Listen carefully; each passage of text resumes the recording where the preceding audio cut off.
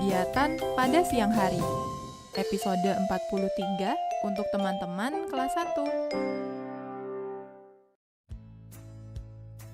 Halo, selamat pagi teman-teman. Ketemu lagi sama aku, Ayu. Apa kabar kalian semuanya? Semoga kalian sehat selalu ya. Jangan lupa untuk selalu menjaga kesehatan di masa pandemi ini. Sebelumnya aku mau tanya nih, hari ini hari apa ya? Iya, betul. Nah, sekarang aku sedang berkebun bersama ibu. Kami sedang menanam tanaman. Ada berbagai jenis tanaman di kebun ini. Ya kan, Bu? Iya nak, di kebun kita ini ada tanaman obat seperti jahe dan kunyit. Ada tanaman sayuran seperti tomat dan sawi. Dan berbagai jenis bunga seperti mawar dan melati. Nah, kalau di rumah teman-teman ada tanaman apa saja? Wah, banyak sekali. Sekarang aku akan menyiram tanaman yang sudah aku dan ibu tanam. Teman-teman, sudah siap belajar kan? Bagus! Nah, sebelum kita belajar, kita berdoa dulu sesuai agama dan kepercayaan masing-masing. Berdoa, mulai!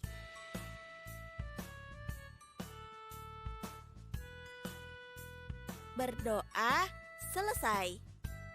Hari ini kita akan belajar tentang kegiatan pada siang hari. Apa saja ya kegiatan yang dilakukan pada siang hari? Pada siang hari, cahaya matahari bersinar terang. Kita bisa merasakan panasnya matahari. Pada siang hari, kita melakukan banyak kegiatan. Orang dewasa seperti orang tua kita pergi bekerja. Ada yang bekerja di kantor, di lapangan, di pasar, dan lain-lain. Dan sebelum masa pandemi, sebagai siswa kita semua pergi ke sekolah untuk belajar. Itu tadi beberapa contoh kegiatan pada siang hari. Nah, kalau kegiatan kalian di siang hari, biasanya apa saja teman-teman? Belajar, lalu apa lagi? Bermain, tidur siang. Wah, sama dong. Aku juga loh teman-teman. Nah, kalian tulis ya kegiatan yang dilakukan pada siang hari di buku tulis. Selamat mengerjakan. Bu, kemarin kan Ibu sudah membacakan cerita berjudul Mencari Telinga Bumi. Sekarang, aku mau mengulangnya lagi. Ibu, bantu aku dengan memberi pertanyaan ya, supaya aku ingat lagi pelajaran membaca kemarin. Tentu saja boleh sayang, dengan senang hati ibu akan membantumu. Asik, terima kasih Ibu.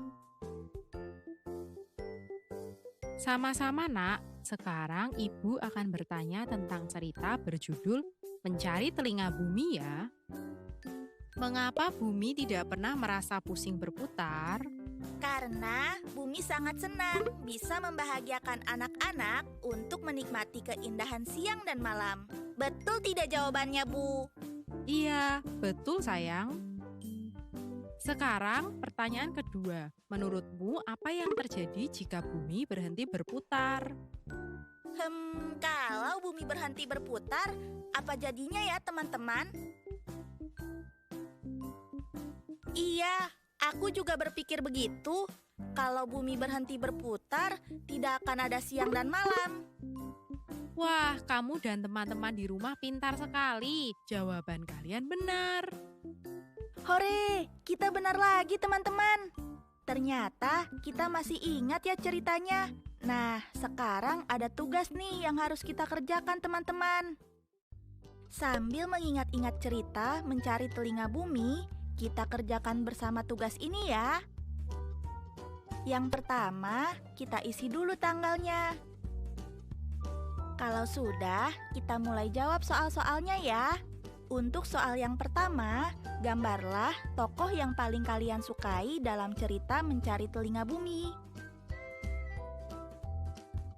Lalu kalian tulis siapa yang kalian sukai dalam cerita tersebut.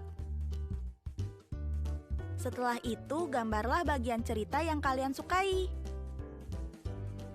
Kalau sudah selesai menggambarnya, kalian tulis apa yang terjadi pada bagian cerita itu. Bagaimana? Mudah kan? Selamat mengerjakan ya teman-teman.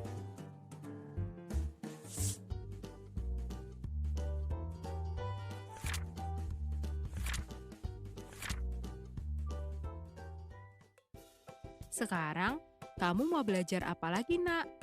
Bab 5, Bu. Aku mau berlatih membaca 5 kata. Tapi, aku mau membuat kartu kata dulu bersama teman-teman di rumah, Bu. Iya, boleh, Nak. Teman-teman, ayo kita membuat potongan kartu seperti ini bersama-sama ya. Caranya mudah kok. Aku beritahu langkah-langkahnya. Kalian ikuti di rumah ya.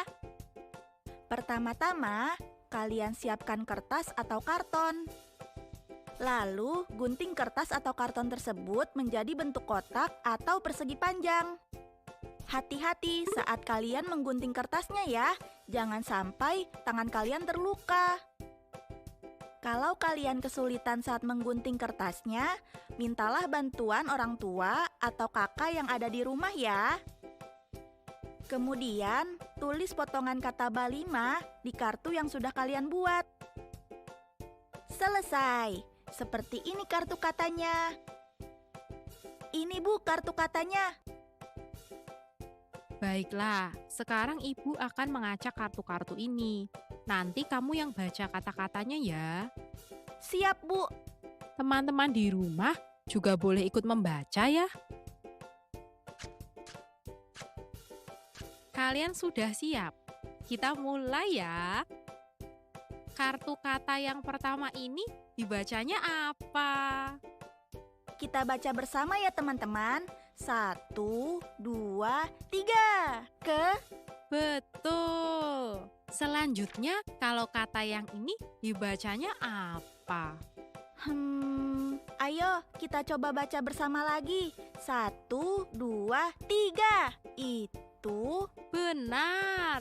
Nah, kata yang ini dibacanya apa? apa ya? Kita coba baca pelan-pelan ya teman-teman. 1, 2, 3. Untuk. Benar kan Bu? Iya, benar sekali. Kalian semua pintar. Kita ke kata selanjutnya ya. Yang ini dibacanya apa? Yang. Ini kartu kata yang terakhir. Dibacanya apa? Harus. Benar sekali. Wah, hebat. Semuanya benar. Hore, aku benar semua. Anak ibu hebat. Teman-teman di rumah juga hebat. Terima kasih ya Bu, sudah menemaniku berlatih membaca 5 kata. Iya, sama-sama sayang. Nah, untuk teman-teman di rumah, jangan lupa berlatih bab 5 atau baca 5 kata setiap hari ya. Kata-kata yang bisa kalian baca berulang kali adalah ke, itu, untuk, yang, dan harus. Selamat berlatih bab 5 ya teman-teman. Nak, ibu mau mengambil baju yang dijemur tadi pagi. Sepertinya sudah kering. Ibu ke belakang dulu ya. Aku boleh bantu ibu tidak? Tentu saja boleh, Nak. Teman-teman, yuk ikut aku ke belakang membantu ibu mengambil baju yang sudah kering.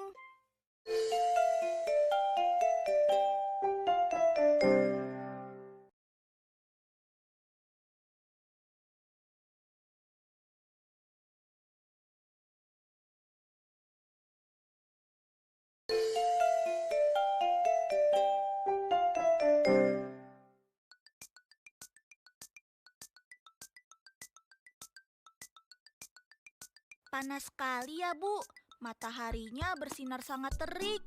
Iya, Nak. Tapi teriknya matahari ini membuat pakaian yang dijemur menjadi cepat kering. Itulah salah satu kegunaan matahari. Wah, aku jadi ingat ada cerita tentang kegunaan matahari. Nanti kita baca sama-sama ya, Bu. Boleh sayang.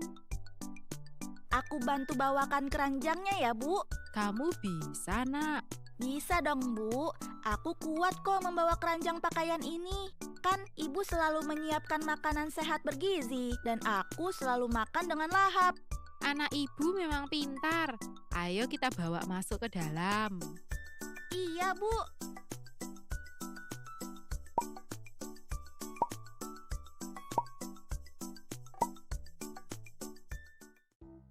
Teman-teman, aku dan Ibu akan membacakan cerita berjudul Kegunaan Matahari bagi Makhluk Hidup. Kalian simak baik-baik ya. Nanti di sela-sela membaca, ibu akan bertanya tentang isi ceritanya ya. Oke, Bu, supaya aku dan teman-teman di rumah juga tidak lupa dengan isi ceritanya ya. Iya, sekarang ibu mulai ceritanya. Kegunaan matahari bagi makhluk hidup. Matahari sangat diperlukan untuk tumbuhan di bumi. Cahaya matahari membantu tumbuhan untuk melakukan proses pembuatan makanan. Cahaya matahari juga sangat penting untuk membantu pertumbuhan dan perkembangan tumbuhan. Matahari sangat diperlukan oleh hewan di bumi. Hewan senang berjemur di bawah sinar matahari. Cahaya matahari bermanfaat untuk menambah vitamin D pada hewan. Cahaya matahari juga bisa menghangatkan tubuh hewan saat suhu udara dingin. Sebelum ceritanya dilanjutkan, ibu mau bertanya dulu. Apa saja kegunaan matahari untuk tumbuhan? Aku tahu, Bu. Cahaya matahari membantu tumbuhan untuk melakukan proses pembuatan makanan. Lalu apa lagi? Cahaya matahari juga sangat penting untuk membantu pertumbuhan dan perkembangan tumbuhan. Kamu pintar sekali, Nak. Ibu masih punya satu pertanyaan lagi nih. Apa saja kegunaan matahari untuk hewan? Teman-teman di rumah juga boleh menjawabnya. Kalian tahu tidak jawabannya? Iya, betul. Matahari berguna untuk menambah vitamin D pada hewan dan bisa menghangatkan tubuh hewan saat suhu udara dingin. Kalian semua memang pintar. Ibu, sekarang giliran aku yang baca ceritanya ya. Matahari sangat diperlukan oleh manusia di bumi. Kita menggunakan cahaya matahari untuk menjemur pakaian, ikan, dan kerupuk. Petani menggunakan sinar matahari untuk menjemur hasil panen. Nah, itulah kegunaan matahari. Saat matahari bersinar terang, kamu bisa melakukan banyak kegiatan di luar rumah. Kamu bisa bermain lompat bersama teman-teman. Kamu bisa bermain bola di lapangan. Kamu bisa berlari di lapangan. Selesai. Nah, setelah mendengar cerita tadi, apa saja kegunaan matahari untuk manusia? Apa ya teman-teman? Wah, iya, banyak sekali ya kegunaannya. Kegunaannya untuk menjemur pakaian, ikan, dan kerupuk. Matahari juga berguna untuk menjemur hasil panen petani. Dan saat matahari bersinar terang, kita bisa berkegiatan di luar rumah, seperti bermain bersama teman-teman. Semua jawabannya benar. Ibu kasih nilai 100. Yeay! Oh ya, Nak. Boleh ibu minta tolong ke kamu? Boleh, Bu. Minta tolong apa? Ibu mau minta tolong kamu untuk membeli kecap di warung, karena kecap di rumah sudah habis. Oke, Bu. Teman-teman, aku pergi ke warung sebentar ya.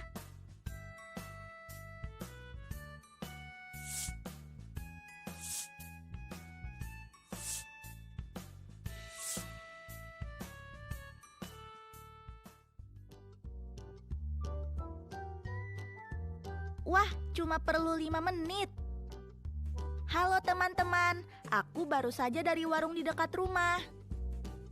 Jarak antara warung dengan rumah ternyata hanya 5 menit. Apakah kalian pernah menghitung jarak dari suatu tempat dengan perkiraan perbandingan waktu? Kalau belum, yuk kita lihat contoh soal berikut ini. Muti, aku membutuhkan waktu 18 menit untuk sampai ke sekolah. Kalau kamu berapa lama? Aku membutuhkan waktu 45 menit untuk sampai ke sekolah. Sepertinya waktuku 2 kali lebih lama dibandingkan waktumu. Bagaimana teman-teman? Apakah kalian setuju dengan Muti? Kalau aku tidak setuju, mau tahu alasannya? Yuk kita simak penjelasan berikut ini. 18 lebih dekat ke 20. Jika perbandingan waktunya 2 kali lebih lama, perkiraannya menjadi 2 kali lipat. Jadi, seharusnya perkiraan 2 kali lipat dari 18 menit adalah 20 ditambah 20, yaitu 40 menit. Wah, ternyata hasil perkiraan perbandingan waktu Muti sampai di sekolah bukan 45 menit, tapi 40 menit. Supaya kita lebih paham, aku masih ada contoh soal perkiraan perbandingan waktu yang lain nih. Perhatikan baik-baik ya teman-teman.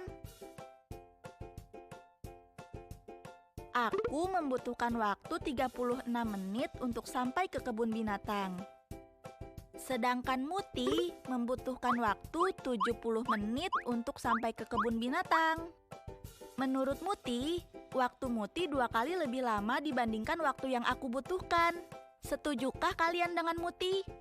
Coba kita hitung perkiraan perbandingan waktunya ya. 36 lebih dekat ke 40. Jadi, seharusnya perkiraan 2 kali lipat dari 36 menit adalah 40 ditambah 40, yaitu 80 menit. Jadi, jawabannya apa teman-teman? Apakah benar perkiraan perbandingan waktu menurut Muti? Iya, jawabannya tidak benar karena perkiraan 2 kali lipat dari 36 menit adalah 80 menit.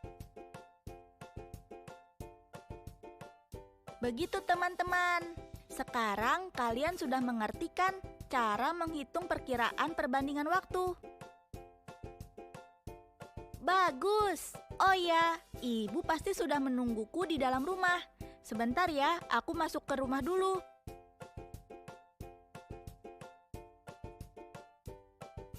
Teman-teman, sekarang kita lanjutkan belajarnya lagi yuk. Tadi kan kita sudah belajar tentang kegunaan matahari. Sekarang kita akan belajar tentang siang dan malam.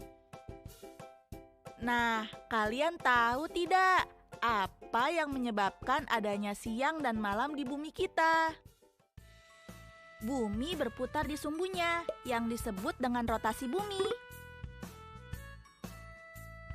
Rotasi bumi menyebabkan ada bagian yang menghadap matahari atau yang disebut siang, dan yang membelakangi matahari atau yang disebut malam. Lamanya bumi berotasi adalah 24 jam. Dengan pembagian waktu siangnya adalah 12 jam, dan waktu malamnya adalah 12 jam. Rotasi bumi dan posisi wilayah mempengaruhi waktu matahari terbit dan terbenam di berbagai wilayah. Contohnya, waktu matahari terbit di Banda Aceh adalah pukul 6:25 menit. Maka di Manado, waktu terbitnya adalah pukul 5:20 menit. Dan di Ambon adalah pukul 6:05 menit. Dan waktu matahari terbenam di Banda Aceh adalah pukul 18:30 menit. Di Manado adalah pukul 17:25 menit dan di Ambon adalah 18:20 menit. Dari ketiga kota tersebut, matahari lebih cepat terbit di Manado.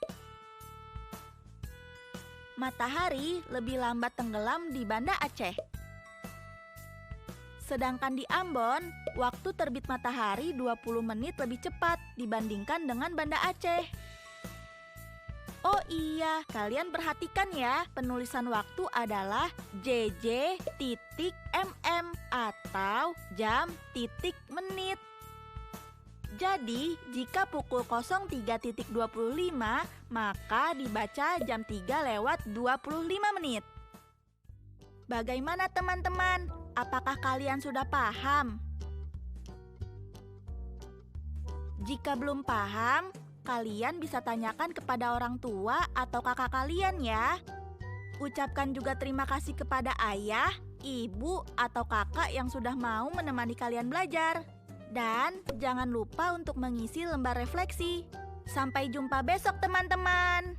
Dadah!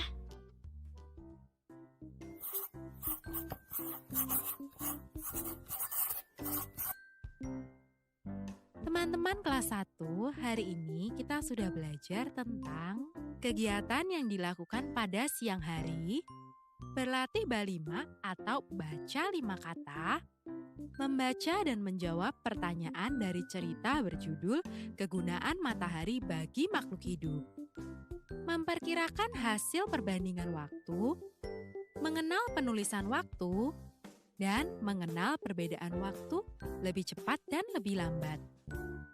Sampai di sini dulu ya belajarnya. Sampai jumpa di episode selanjutnya.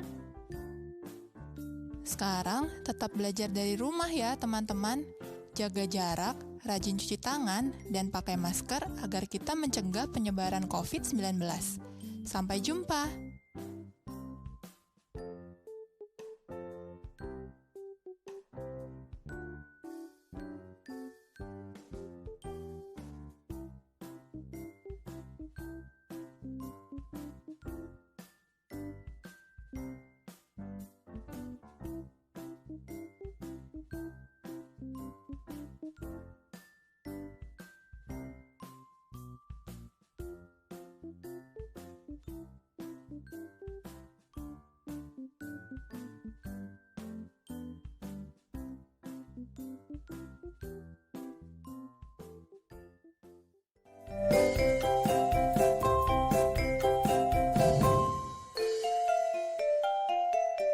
Sampai jumpa!